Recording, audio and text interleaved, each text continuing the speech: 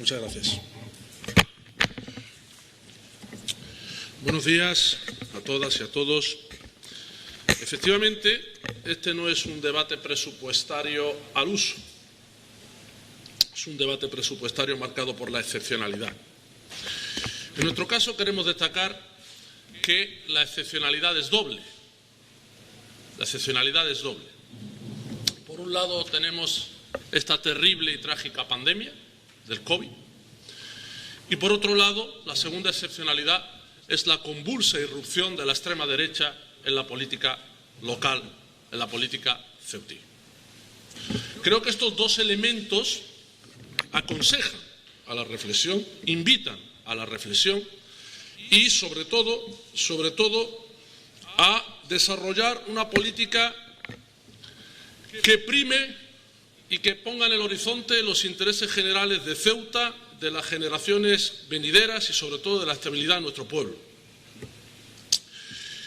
Si nos centramos en la primera excepcionalidad, en la pandemia, efectivamente yo creo que es un clamor popular que la gente exige a sus representantes políticos consenso. Consenso como instrumento, no como finalidad. Consenso para mantener o dejar de lado las discrepancias partidistas e intentar buscar soluciones a algo tan trágico como la pandemia que vemos que en nuestro pueblo ya se ha cobrado medio centenar de vidas. Por lo tanto, responsabilidad. Responsabilidad primando la salud de las personas por encima de todo. Responsabilidad primando la vida por encima de todo. Por lo tanto, en la lucha contra el COVID, el Gobierno que tenga claro que siempre tendrá, y así ha sido durante toda la pandemia, el apoyo, colaboración y respaldo del Grupo Caballas. Dicho esto, nosotros queremos, en relación a la pandemia, destacar que se va a crear un fondo COVID, que eso es importante, que el fondo COVID va a tener más de 20 millones de euros y que consideramos que en la ciudad de Ceuta más de 20 millones de euros, si se atiende bien a los criterios sanitarios y profesionales, pueden tener un impacto muy positivo en nuestra ciudad.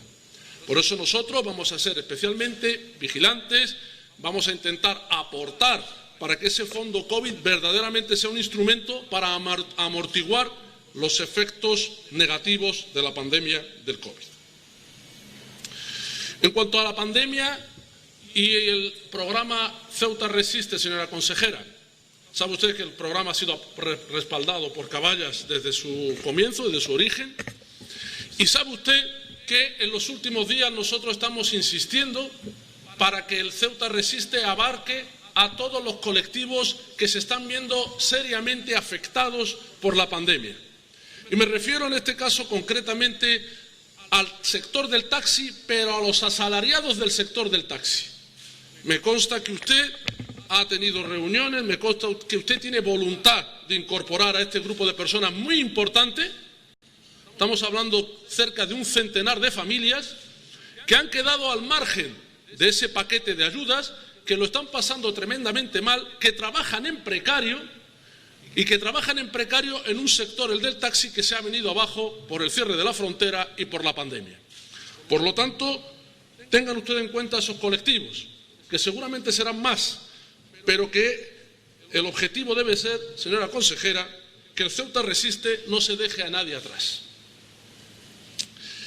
Por lo tanto, nosotros aportaremos desde la humildad a nuestro grupo y ejerciendo siempre desde la responsabilidad nuestra labor para que en la crisis sanitaria que estamos viviendo el pueblo de Ceuta, desde el consenso, desde la unidad de las fuerzas políticas, pueda encontrar algún alivio dentro de esta tragedia.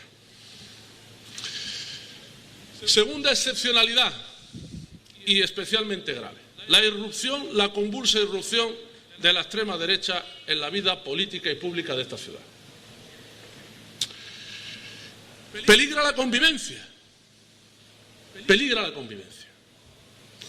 ¿Por qué digo que peligra la convivencia? Hemos visto en los últimos días, vamos a citar un medio nacional para que nadie diga nada, y no ha habido desmentido, al contrario, se ha reafirmado en la cuenta oficial de Twitter del partido Vox estas ideas. Hemos visto en un medio nacional cómo las exigencias del partido que sostenía el acuerdo presupuestario que acaba este año eran prácticamente dinamitar la convivencia de nuestra ciudad.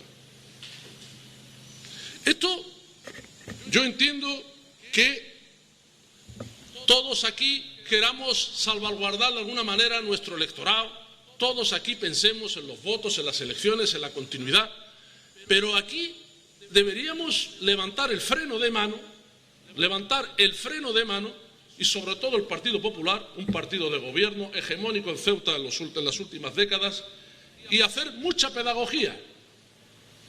Es cierto que tienen miles de votos, es cierto, tienen miles de votos, pero habrá que salir a la calle y explicarle a todos esos vecinos y esas vecinas que con estas ideas aquí no se va a poder vivir. Es prácticamente la guerra. Es prácticamente la guerra. Por eso es una situación excepcional. No es normal que un grupo político que apoya unos presupuestos, que sostiene al gobierno de la ciudad, pida que se eliminen las ayudas a una confesión religiosa. Eso no es normal. Pero es que no es normal que su partido a nivel nacional lo reafirme en una cuenta de Twitter. Eso tiene un nombre, eso es odio. Si queremos que esta ciudad salte por los aires, y aquí apelo a todos los grupos políticos, concejales y concejalas de esta asamblea, para que tengan consciente de lo que estamos viviendo. Lindezas han pedido eliminar, esto ha salido en un medio de comunicación nacional, no lo dice el portavoz de Caballa y no hay desmentido de Vox. Ha salido en un medio de comunicación nacional que los señores y señoras de Vox quieren eliminar la Fundación Premio Convivencia. ¿Y alguien se ha preguntado por qué? No es solamente por lo que dicen de chiringuito, que ahora hablaremos de sus chiringuitos. Ahora vamos a hablar de sus chiringuitos. Pero es que hablan de eliminar la Fundación Premio Convivencia porque no creen en la convivencia. No creen en la convivencia. Entonces hay que salir a la calle. Yo entiendo al Partido Popular, entiendo sus complicaciones, entiendo que todo es complejo, pero hay que salir allá a la calle y decirle a esos miles de votantes que así no se va a poder vivir aquí. Se puede ser de derechas, se puede ser conservador, se puede ser ultracatólico, pero no se puede ser un degenerado. No se puede ser un degenerado. No se puede querer reventar la ciudad. Ojito. Pero es que además el ataque no es solamente contra una confesión. Cuidado. Cuidado con caer en ese error. Aquí no solamente se ha atacado a la confesión musulmana, no, a la hindú, a la judía. Entonces, claro, llega un momento en que esto es insostenible. Es insostenible. Pero a mí me entristece que desde el Grupo Vox no se haya salido a corregir estas informaciones, no se haya decidido decir esto no es así. No, es que al contrario, es que lo reafirman con un desparpajo increíble. Entre otras cosas, increíble e intolerable. Pero yo le decía que yo como ciudadano de Ceuta y que voy a apoyar los presupuestos de la ciudad, se lo voy a hacer más gráfico al portavoz de Vox. Se lo voy a hacer más gráfico, para que usted me entienda a qué me refiero. Yo como persona, como ciudadano, ya ni siquiera como portavoz de Caballa, yo voy a votar un presupuesto, señor Verdejo, en donde se van a destinar 450.000 euros para la reforma de la capilla de la Virgen del Carmen.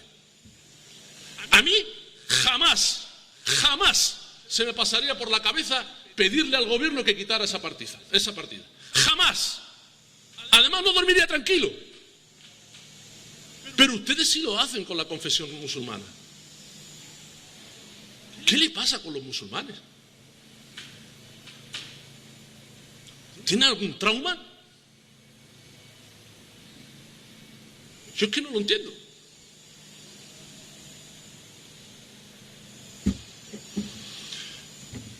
Su fobia al Islam, a los musulmanes, se extiende también a la mujer, que tampoco lo entiendo. Entonces, desmienta usted aquí, si es usted capaz, que ustedes han querido cambiar el nombre del Centro Asesor de la Mujer. Desmiéntalo, desmiéntalo, desmiéntalo. Es que yo no sé esta forma de hacer política. Hagan ustedes política, propongan cosas para resolver los problemas de la gente. Hablen de la educación, del empleo, de la vivienda. Hablen de cosas que necesita la gente. Medidas económicas.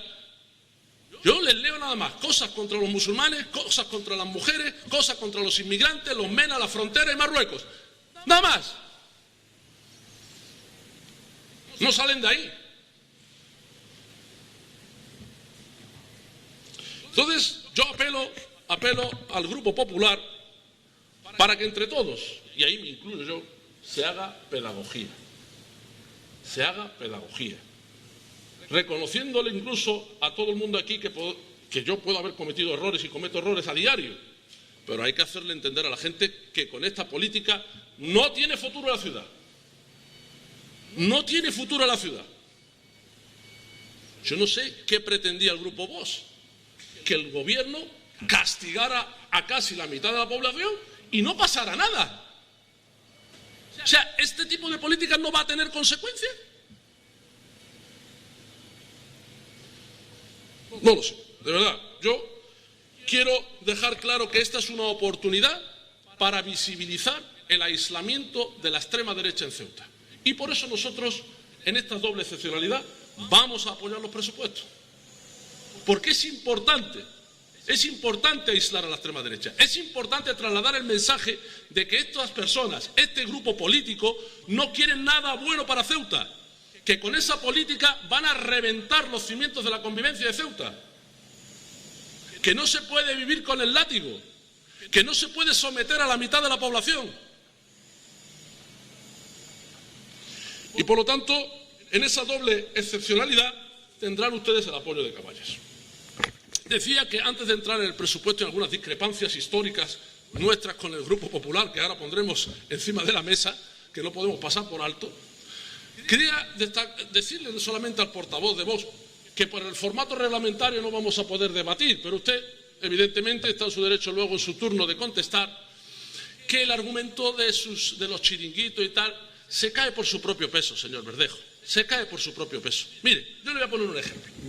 Le voy a poner un ejemplo y yo no voy a pedir que lo quiten, No, es que eso lo considero de mala persona. Yo no voy a pedir que lo quite, pero yo le voy a poner un ejemplo. En su sede, con los carteles de Vox, usted se ha reunido con una asociación de reciente creación, y yo soy tan elegante que no voy a decir el nombre, que en los presupuestos lleva 30.000 euros. Sí, ahora hágase usted el sueco. Ahora usted se hace el sueco. Pero en esos presupuestos, en su sede, con Vox muy grande, ¡wow!, hay una asociación de reciente creación que lleva 30.000 euros. Por su cara bonita. ¿O es porque se sentó con usted cuando usted apoyaba al gobierno? Y le doy otro ejemplo, para que la gente sepa, aquí, cara descubierta. Hay una federación deportiva que por su vinculación con usted ha visto incrementado su presupuesto. Sin actividad deportiva. Sin actividad deportiva. Este año con el COVID no había actividad deportiva. Y la subvención está ahí. Así. Sí. Por lo tanto, estas cosas que no las va a decir el PP en su ejercicio de responsable, que yo no comparto, yo creo que el PP debería pegar un golpe en la mesa, pero yo lo digo. Así que dejen ustedes de engañar a la gente. Porque chiringuitos me parece que ustedes tienen unos cuantos, Ustedes tienen unos cuantos chiringuitos. Dicho esto, señor Verdejo, ya lo dejo. Esa doble excepcionalidad hace que Caballas apoye los presupuestos. Señora Chandiramani, señor Vivas, ustedes saben que este presupuesto no es el presupuesto de Caballas, que la visión que tienen ustedes de la ciudad por nosotros no puede ser compartida por algunas discrepancias históricas que ustedes no acaban de corregir. Y las voy a poner encima de la mesa. La primera, que esto ya creo que será común a todos los grupos políticos, es su política de nombramientos. Yo no entro en la capacidad de autogobierno y saben que soy defensor de la capacidad de autogobierno. Pero hombre, si ustedes nombran directores generales, que sean directores generales que sirvan para algo. ¿Ustedes saben lo que cobra un director general? Ustedes tienen ahí un equipo mastodóntico de directores generales que no tienen una utilidad y que no tienen eficacia. Entonces, desde nuestro punto de vista, eso debe ser revisado. No, los nombramientos son de dudosa necesidad, señora Chandiramani. Luego, y aquí sí que me voy a detener, y aquí sí quiero que usted, señor Rivas, tome nota. Tome usted nota de esto, que esto es especialmente grave. La política de contratación de la ciudad. Vamos a ver. La política de contratación de la ciudad está totalmente desmelenada. Desmelenada. Ustedes han hecho caso omiso a las peticiones que le hemos hecho durante los últimos años para dotar bien de recursos al área de contratación. Eso no lo han hecho. ¿Y ustedes saben cuáles han sido las consecuencias de eso? Yo se lo voy a decir. Abuso excesivo en la contratación menor, y le voy a dar un dato que le va a gustar, señor Rivas. Abuso excesivo en la contratación menor y Traxa. Abuso excesivo en la contratación menor. Usted sabe, señor Rivas, y este es el dato que quería darle, usted sabe, señor Rivas, cuántos contratos menores ha hecho ACEMSA desde el 1 de enero hasta el 31 de octubre. No lo sabe. 267 contratos menores. Luego, cuando nos saquen los colores el Tribunal de Cuentas o alguien,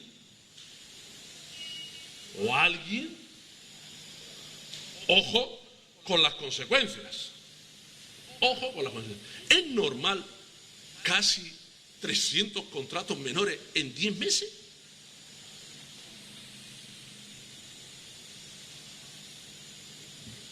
Siendo generosos, vamos a dejarlo ahí. Vamos a dejarlo ahí. Otro de sus déficits históricos es la política social, pero ahora con números. La política social, señora Chandiramani, en la ciudad capital del paro y de la pobreza, que esto hay que decirlo siempre, porque esto es una comidilla, pero no deja de ser verdad. Gente dice, muy pesado con esto, sí, muy pesado con esto, pero porque es verdad. Somos la ciudad más pobre de España y somos la ciudad con más paro de España. Y con más paro juvenil de Europa. Que esto, por mucho que lo repitamos, no va a dejar de ser verdad, desgraciadamente. Y entonces, ¿ustedes saben lo que han hecho ustedes en la política social en este presupuesto, señora Chandiramani? Que nosotros, evidentemente, intentaremos corregir en la medida de nuestras posibilidades, pues sabemos lo que somos. Ustedes han reducido las partidas sociales en un 20%. Son los números, le voy a dar alguna partida. ¿Usted sabe cómo han dotado el IMIS? En 75.000 euros. Es que da risa. La cantidad del IMIS da risa, causa bochorno en una ciudad en donde la gente lo está pasando mal, en donde la situación de los colectivos vulnerables se ha agravado, en donde usted puede ver en los medios locales, en la televisión, o donde usted quiera, cómo las distintas asociaciones están atendiendo con alimentos a la gente.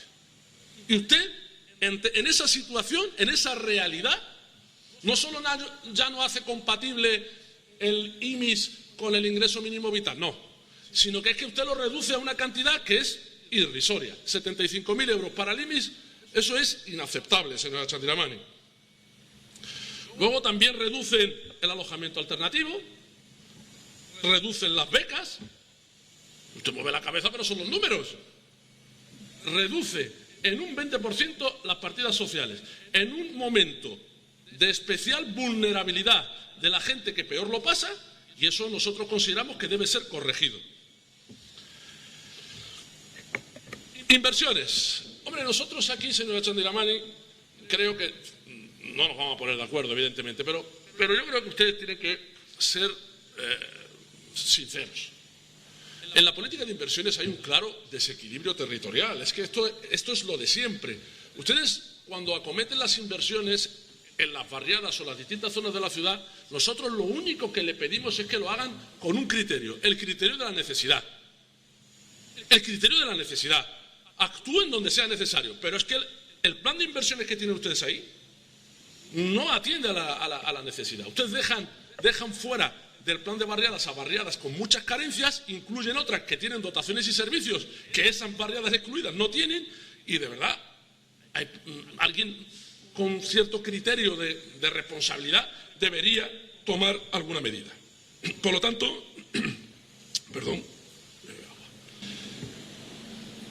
Paso a los grandes ausentes del presupuesto, señora Chandiramani, que también intentaremos corregir, intentaremos aportar y le presentaremos alegaciones al respecto. El presupuesto tiene 3 áreas ausentes importantes que no se pueden dejar pasar por alto: paro, vivienda y juventud. De vivienda. Yo no sé qué pasa con la vivienda, que desde que saltó a la palestra el caso en Vicesa, parece que hay pánico y terror a abordar una competencia propia de esta institución. Yo creo que la gente lo que tiene que hacer es aprender de los errores, corregir lo que haya estado mal, pero la política de vivienda no se puede abandonar en una ciudad con las carencias que tiene, con un registro de demandantes de más de 3.000 familias. ¿Cuáles son las viviendas que tenemos no ya para el año que viene, para lo que resta de legislatura? ¿Están ustedes en condiciones de decir que va a haber viviendas antes de que termine la legislatura?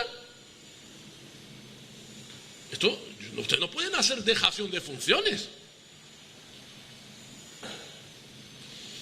El paro. No se incluyen, señora Chandiramani, al margen de las ayudas paliativas del Ceuta Resiste, medidas concretas para combatir el paro. Entonces uno dice, en el documento más importante que tiene que desarrollar el gobierno de la ciudad, que va a marcar los designios de la ciudad durante este año, en una ciudad donde el paro es el doble de la media nacional, en una ciudad donde el 73% de sus jóvenes están parados, ¿cómo no se incluyen medidas concretas para combatir esto? Imagino que esa ausencia ustedes deberían tenerla en cuenta. Y finalmente, señora Chandiramani, juventud. A mí me parece que si queremos que esta ciudad sea próspera, sea dinámica, tenga futuro, la juventud tiene que estar presente y ser en alguna medida protagonista en el documento presupuestario. Si no, no dejamos de ser una ciudad triste. La juventud lleva implícita ese dinamismo, el optimismo ya per se. Y usted tiene que incluir esas medidas, aunque no crean en ellas, porque esas medidas crean ilusión, generan movimiento en la ciudad y por lo tanto la juventud no puede estar apartada en este documento presupuestario como está. Es que no la tienen ustedes presente. Por eso, señora Chandiramani, pedimos generosidad al gobierno. Pedimos generosidad. Nosotros somos conscientes de la situación en la que estamos y por lo tanto compartimos que las responsabilidades, valga la redundancia, deben ser compartidas. Pero la generosidad y el ánimo de estar juntos debe ser sincero. Debe ser sincero. Ustedes no se tomen lo de hoy como pasar el trámite. Eso sería dramático para la ciudad. Tómenselo como una oportunidad. Tómenselo como una oportunidad. Y por eso tenemos la esperanza de que el gobierno pueda entenderlo.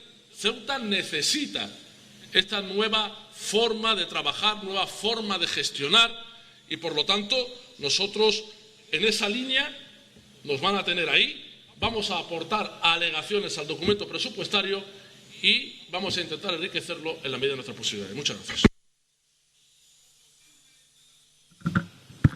Muchas gracias, señor Mohamed. Señora Chandiramani, tiene usted la palabra.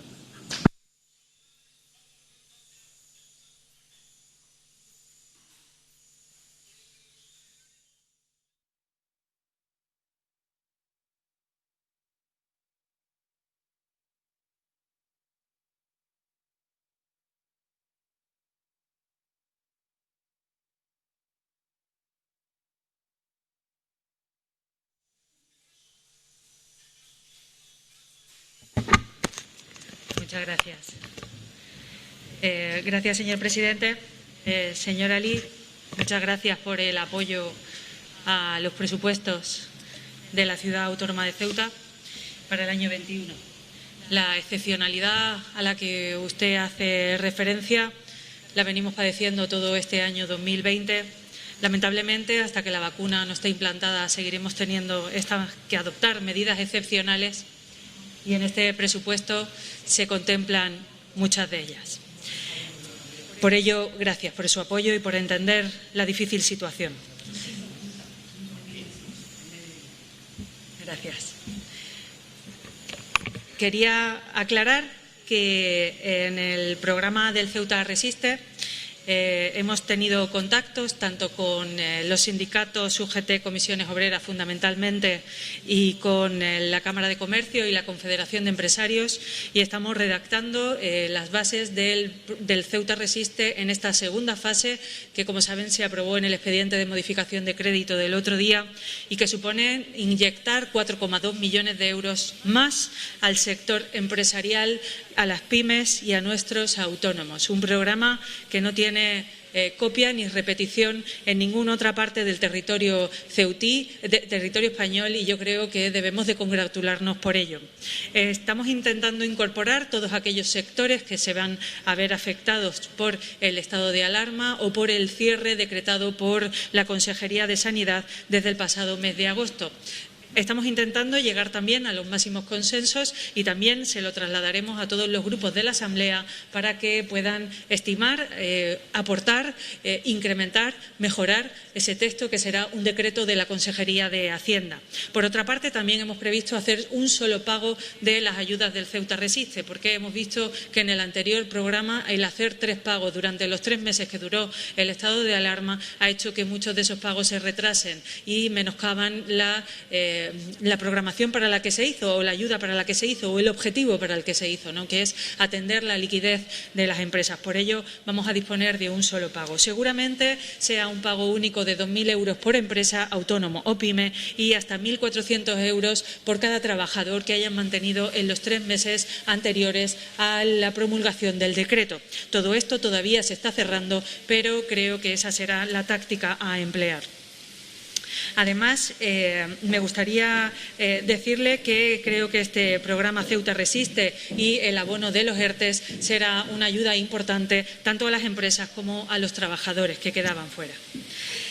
Mire, señora Lee, en el tema de la política de nombramientos, a través de diversas sentencias se ha ido perfilando cuál es la posibilidad de actuación del Gobierno de la ciudad, de esta institución. Así, ha habido sentencias que determinan el personal eventual, el número de personal eventual que puede tener esta Administración y cuántos se pueden nombrar por parte del Gobierno y de la Asamblea. Al final resulta que el Gobierno, los consejeros, solo pueden ser también, tienen que ser indiscutiblemente diputados de la Asamblea, con lo cual la estructura política que sustenta al Gobierno se queda bastante corta, porque nos tratan como si fuéramos un ayuntamiento, pero tenemos competencia en algunos casos de comunidades autónomas, y eso lleva a que, por ejemplo, no podamos tener viceconsejeros, no podamos tener personal eventual, y eso hace que los consejeros, pues en determinados casos, como ahora, donde el Gobierno lo sustenta un grupo político de 9 diputados solamente, bueno, pues hace que la labor sea ingente. Y sobre todo, y a todo ello, si le sumamos la situación de pandemia excepcional, pues la verdad es que nos quedamos un poco cortos. Por ello se decidió, o se estima, que la política de nombramientos de directores generales viene a paliar un poco esa situación de dificultad en la que nos encontramos. Yo no creo que haya directores generales que no trabajen o que estén por hacer bulto. No lo creo, sinceramente, señora Lee. Creo que todos tienen una función y todos hacen un apoyo importante a las consejerías. En cuanto a la contratación a la que usted hacía referencia con respecto a cuál es la política de contratación de esta ciudad, mire, me gustaría decirle que la Ley de Contratos del Sector Público, que salió del Congreso de los Diputados en la anterior legislatura, ha hecho que la burocracia sea absolutamente insoportable de sufrir para poder sacar un expediente administrativo de contratación. Estaríamos absolutamente parados, sin poder llevar a cabo ninguna inversión si tuviéramos que llevar a cabo, o sea, si lleváramos a cabo lo que usted dice, ¿no? Y es que traslademos todos los contratos al Departamento de Contratación de la Ciudad Autónoma de Ceuta. Y utilizamos Atraxa porque creemos que es una sociedad pública como Procesa, como Acensa, como cualquiera de las que llevan a cabo diferentes inversiones por parte de la ciudad. Traxa es un medio propio de esta administración, es administración pública y creemos que a través de Traxa podemos llevar a cabo diferentes obras de la ciudad. Es verdad que en este año 2020 nos comprometimos a que no íbamos a encargar ninguna obra más a Traxa y así ha sido. Están en ejecución aquellas que se encargaron en la anterior legislatura y no se ha encargado ninguna más. Pero déjeme decirle que la ley de contratos del sector público es tan insoportable que incluso para la aplicación de los fondos del Next Generation que se van a poner en marcha en el próximo trimestre, el Gobierno de Sánchez ya ha adelantado que va a cambiar alguna de las normativas, alguno de sus artículos para levantar el pie del freno que significa la ley de contratos del sector público. Si lo dicen a nivel nacional, lo han pedido todas las comunidades autónomas, debe ser porque no es algo que nos afecte solo a nosotros. En cuanto al paro al que usted hace referencia, a mí me gustaría destacar que hasta el año 19, lamentablemente el 20 es un año absolutamente excepcional, las afiliaciones a la Seguridad Social, si contamos desde el año 2001 hasta el 2019, han crecido en más de un 35%. Eso quiere decir que este Gobierno, a lo largo de estas 2 décadas que lleva en esta responsabilidad, algo un poquito bueno ha tenido que hacer. Y tengo también que decirle que no es verdad que se reduzcan las partidas de servicios sociales en un 20%. Señora Lee, lo que se ha sustituido es el IMIS por el ingreso mínimo vital. Sí, es que son incompatibles. Hemos dejado una partida de 75.000 euros por si hubiera alguna situación de emergencia que atender, pero el ingreso mínimo vital viene a sustituir a lo que venía siendo el IMIS. Así lo dice el reglamento. Es más, la gente que estaba, las personas, las familias que estaban dentro del programa del IMIS han pasado directamente a tener una ayuda por parte del ingreso mínimo vital. Es decir, ha habido una transferencia directa de la ayuda de esas familias y de esas personas. Es verdad que se está trabajando en la modificación del reglamento del IMIS y todos los reglamentos de servicios sociales. Veremos a ver este año 2021 a dónde nos llevan esas modificaciones del reglamento de servicios sociales, y todos los que tienen que ver con las ayudas que de la Consejería de Servicios Sociales se ponen en marcha, con lo cual no ha habido una reducción de medios, sino ha habido un trasvase de medios de un sitio a otro. En cuanto a la partida de alojamiento alternativo, decirle que se ha incrementado en casi 120.000 euros, con lo cual no ha habido ninguna reducción. Están ahí, 2 más 2 son 4. Y además decirle que se habilita el fondo COVID, en la memoria así bien establecido, para que cualquier ayuda social, sea puntual, sea de las entidades colaboradoras de los servicios sociales, puedan cobrar de ese fondo COVID 23,6 millones de euros. En inversiones, decirle que los criterios los establecen los técnicos de la Consejería de Fomento, dependiendo de la evolución de cómo vayan los proyectos, de las reuniones que están teniendo con las de federaciones de vecinos y con los presidentes de las federaciones de vecinos, y allí se van estableciendo cuáles son las prioridades que se van adoptando y que se van acometiendo.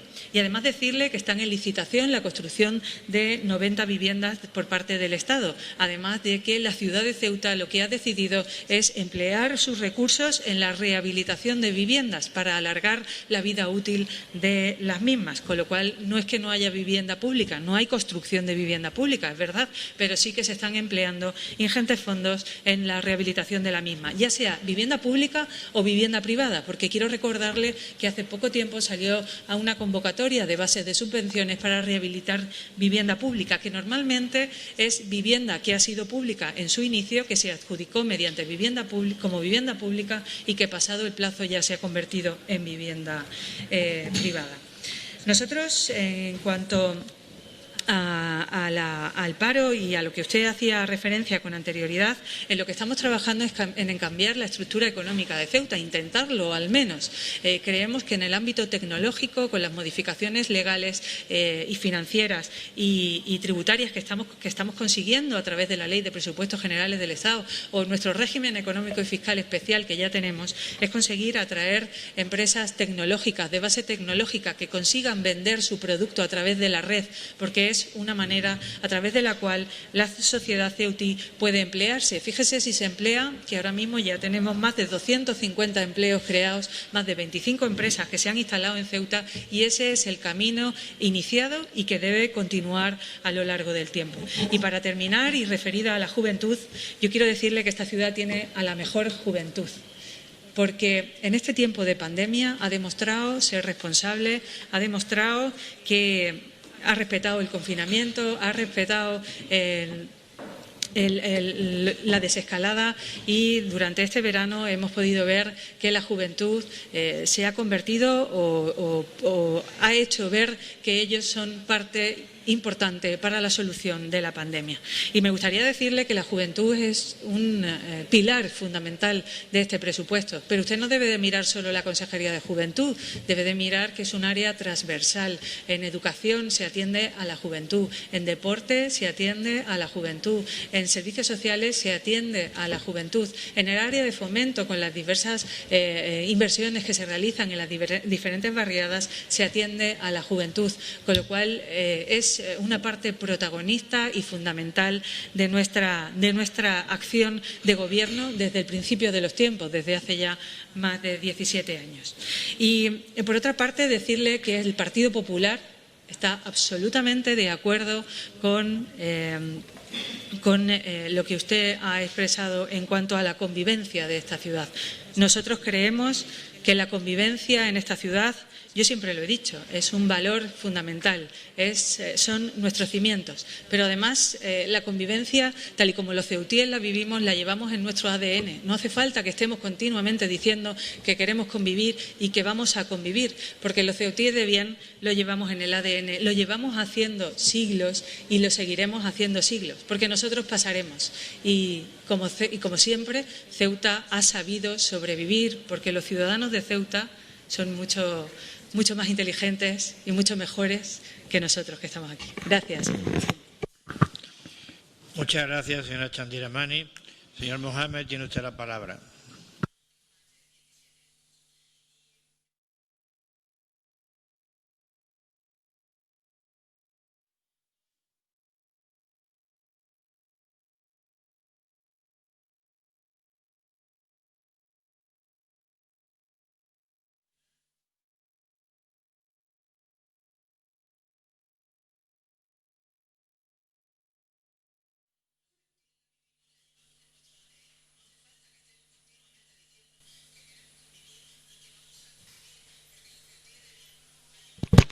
Muchas gracias. Bueno, procuraré ser breve porque los argumentos ya han sido esgrimidos, simplemente alguna matización en relación a la segunda intervención de la consejera. A mí me gustaría, señora consejera, he tomado nota de los datos que ha dado usted en relación al programa Ceuta Resiste, que usted se comprometiera a que no se excluya del nuevo Ceuta Resiste a ningún colectivo. No tenemos la certeza de que por parte del Gobierno se vayan a mantener los colectivos que han sido beneficiarios de Ceuta Resiste, o si ustedes tienen alguna planificación para modificar eso. Me gustaría saberlo, si fuese posible ahora o en un momento posterior, pero ya le dije, nosotros pretendemos que no se deje a nadie atrás. Esta situación de excepcionalidad, de nefasto impacto económico también, además de lo sanitario y lo social, afecta a todo el mundo, aunque parezca que no, afecta a todo el mundo. No, yo que es que cuando le critico su política de nombramiento lo he dicho. Yo no quiero entrar en la capacidad de autogobierno. Usted sabe que mi opinión es que seamos comunidad autónoma. Por lo tanto, yo no voy a criticar eso. Lo que critico es que ustedes hagan nombramientos sin atender a criterios de eficacia y necesidad. Yo creo que usted sabe a qué me refiero. Entonces, está bien los contrapesos de partido, está bien los compromisos adquiridos previamente a unas elecciones, pero prima por encima de todo el interés general. Un director general es que cobra más de 70.000 euros anuales. Entonces, ¿qué menos que un director general sea útil? Un director o una directora general, me da igual. Que sea útil. Yo no critico el nombramiento en sí mismo.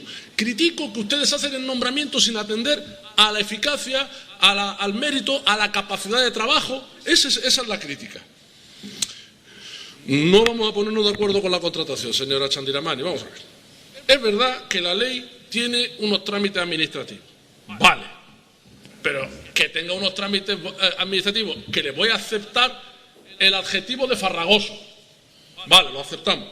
Pero ¿usted cree que una administración moderna del siglo XXI puede estar una legislatura, 4 años, por muy farragosos que sean los trámites que tiene la ley de contratos, sin hacer una licitación?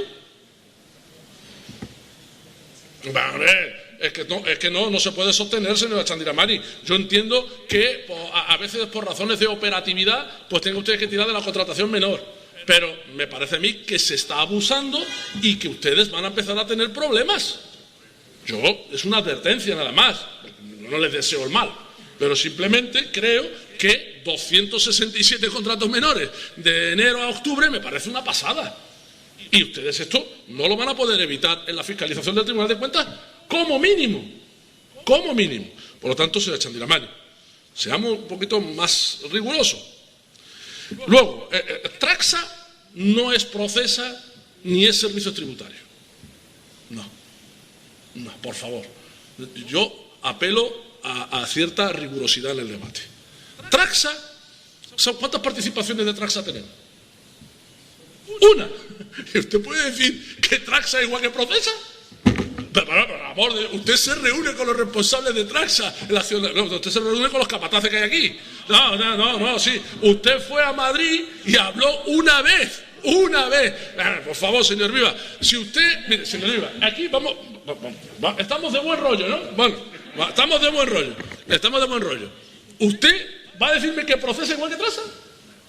Ya está todo dicho, ya está, no discuto más, ya está, no, porque si no es que yo ya no sé, pero por el amor de Dios, yo lo que digo con respecto a Traxa, señora Chandiramani, vamos a ver, ustedes apelan a la farragosidad de los requisitos que pone la ley de contrato, vale, primera pregunta que yo le hago y espero que usted me conteste, los medios que tiene el área de contratación actualmente son suficientes.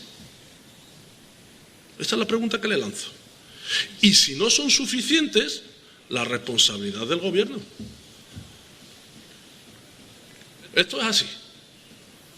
Es que me parece a mí que apelar a que la ley es muy farragosa en los trámites administrativos para no licitar y estar con contratos menores y Traxa no me parece un argumento serio. Llevamos años discutiendo esto. ¿Doten ustedes el área de contratación de más medios y mejores medios? Luego, señora Chandiramani, usted dice que el IMIS no es compatible con el ingreso mínimo vital, pero no es compatible con el reglamento de servicios sociales.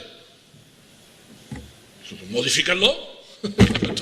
Sí, que no, es que es una cosa que forma parte de su responsabilidad. Es una cosa que le han pedido aquí, no solamente Caballas, se la ha pedido el PSOE y se la ha pedido el MDC. Por lo tanto, a mí me parece que eso está en su mano. ¿Por qué, señora Chandiramani? ¿Por qué? Porque ustedes no pueden utilizar el argumento de que como ya les van a dar el ingreso mínimo vital, ya no es necesario el IMIS. Eso es un error. Porque la situación de Ceuta es excepcional. Las situaciones de precariedad alimenticia, señora Chandiramani, son agudas. Por lo tanto, cualquier recurso que pueda llegar a las familias, bienvenido sea. Modifiquen ustedes el reglamento de servicios sociales. Es sencillo. Van a contar ustedes con el apoyo casi unánime. Evidentemente, la extrema derecha, ya sabe usted, los pobres que se mueran. En ayudas sociales, ustedes tienen una reducción de un 20%, son los números. ¿No? Se lo esgrimiremos en nuestras alegaciones, que ya le anticipo que muchas de ellas irán a incrementar las partidas sociales.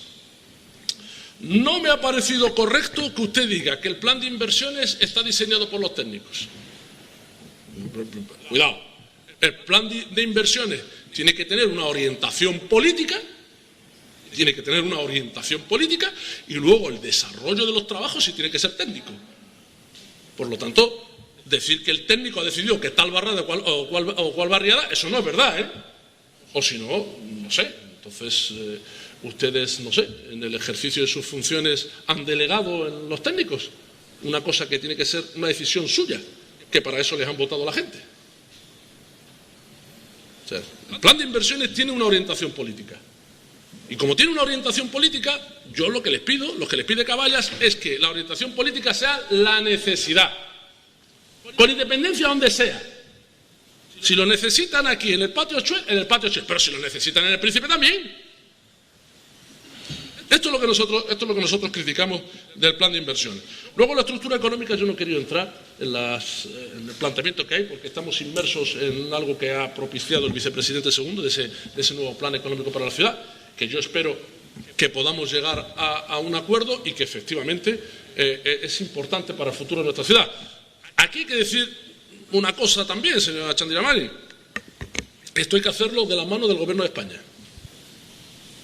Porque hacer un documento y lanzarlo como una piedra, lanzarlo como un arma arrojadiza, igual para los acólitos va a quedar muy bien, pero utilidad y eficacia, poquita. Por lo tanto, documento auspiciado, propiciado por la vicepresidencia, que pretende llegar a un acuerdo, efectivamente, que sería bueno que llegáramos a un acuerdo, que será bueno para Ceuta que salga con el mayor consenso posible, pero esa nueva estructura económica de Ceuta no se puede hacer sin el respaldo del Gobierno de España.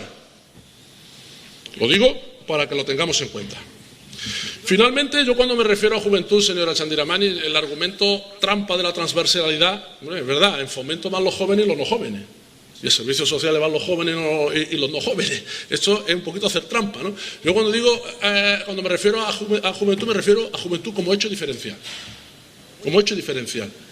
Tiene que notarse que la juventud está presente en los presupuestos. Lo he dicho, por una cuestión de dinamismo, de vitalidad, para que se vea que estamos vivos, para que se vea que hacemos cosas que impactan, que tienen su cosa en la calle, que la gente tiene ilusión, esperanza. Eso es lo que tenemos que propiciar con el documento presupuestario, y eso no lo hay. Finalmente, y termino con el tema de la convivencia, que no me voy a extender mucho, solamente les pido una cosa, señora Chandiramani. No dejen ustedes de creer en la convivencia. No dejen ustedes de creer. Gracias, señor Mohamed. Señor Chandiramani, 5 minutos. Gracias, señor presidente. En primer lugar, reitero mi agradecimiento al señor Alí por el voto a favor en cuanto a estos presupuestos. En segundo lugar, y entrando en materia y muy brevemente, creo que en el ámbito de la contratación al que usted hacía referencia está mezclando cosas. No hay que demonizar los contratos menores. Los contratos menores son una capacidad que establece la Ley de Contratos del Sector Público y que pueden utilizarse siempre que sean necesarios. En este caso, cuando hubo un cambio en la Ley de Contratos del Sector Público en la anterior legislatura, se establecieron varios modelos de contratos y adaptarlos a la realidad o la estructura económica o administrativa que tiene esta ciudad no ha sido fácil. Y luego tampoco hay que mezclar los contratos que llevan a cabo ACEMSA, y usted se ha hecho referencia a que hay más de 200 contratos durante este año, y la propia contratación del Servicio de Contratación de la Consejería de Hacienda.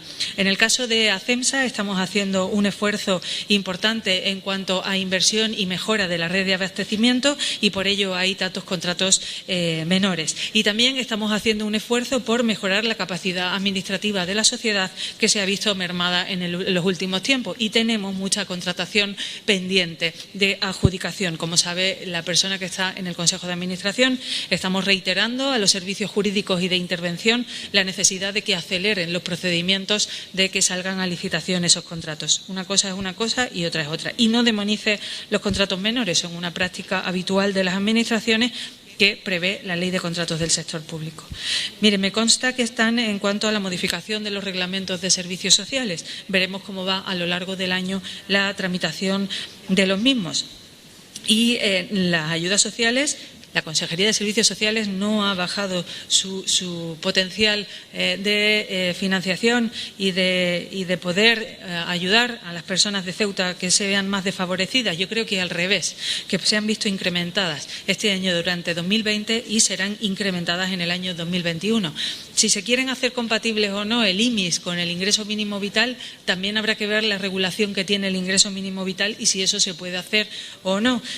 Como digo, están trabajando en ello y podemos verlo. Pero usted hace referencia a que baja el IMIS, y también baja porque el convenio de inmigración que estaba en gasto corriente en el capítulo 2 en servicios sociales, ese gasto ha pasado al capítulo 1. Como saben, hemos tenido una sentencia que hemos decidido retirarnos de sus recursos y ese personal pasa a capítulo 1. Por eso, a lo mejor esa reducción real o que viene nominativa en presupuestos, pero que real no es.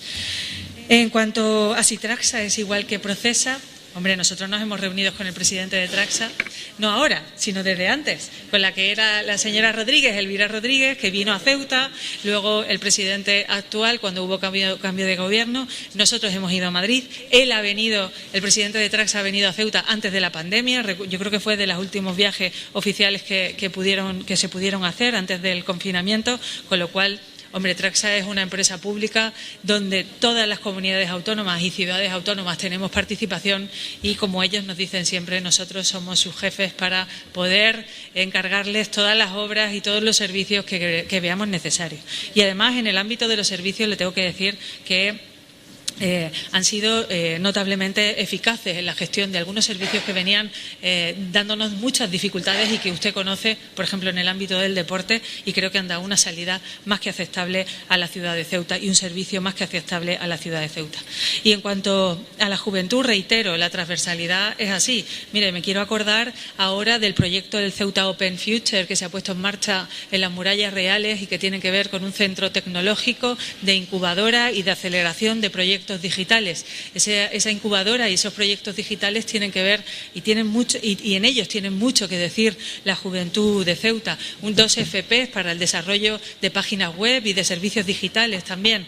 Todo ello de cara a que podamos conseguir que en esa estructura económica y en ese plan estratégico, donde la juventud tiene tanto que decir y tanto que aprender, podamos darle respuesta a esas necesidades. Gracias, señor presidente. Muchas gracias.